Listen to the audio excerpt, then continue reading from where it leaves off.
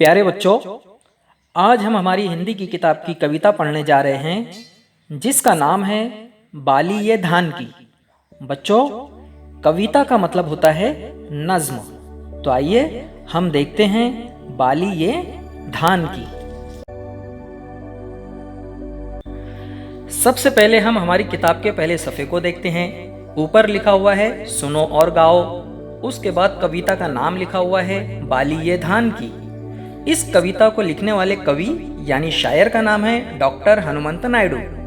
यहाँ पर इस कविता को लिखने वाले कवि यानी डॉक्टर हनुमंत नायडू की मालूमात दी गई है। इनका जन्म 7 अप्रैल सन ईस्वी 1933 को हुआ और मृत्यु यानी मौत 26 फरवरी सन ईस्वी 1998 को हुई।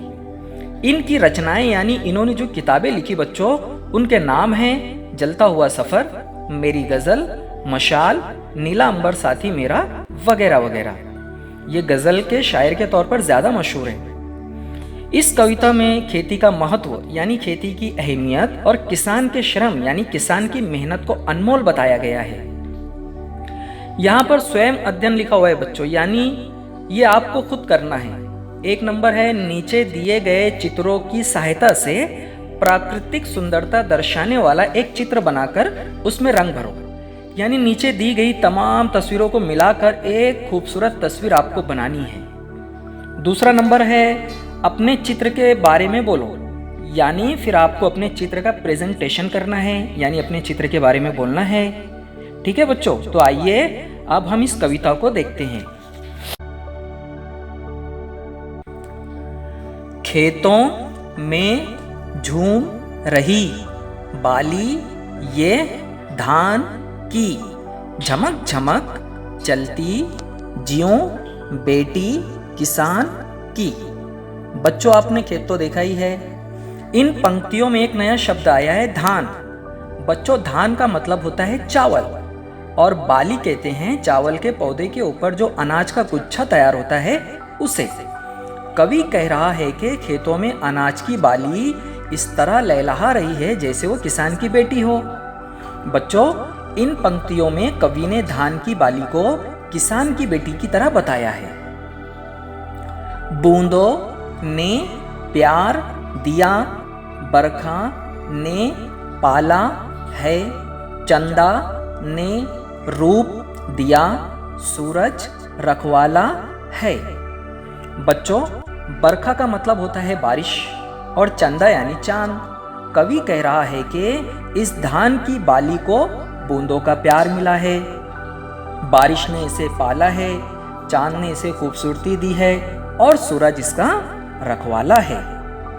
छाया है मंडप सी नीले वितान की, खेतों में झूम रही बाली ये धान की। बच्चों, छाया का मतलब होता है छांव और वितान का मतलब होता है आसमान या आकाश। कवि कह रहा है कि नीले आसमान की छांव मंडप जैसी है, यानी नीले नीले आसमान के नीचे धान की बाली झूम रही है।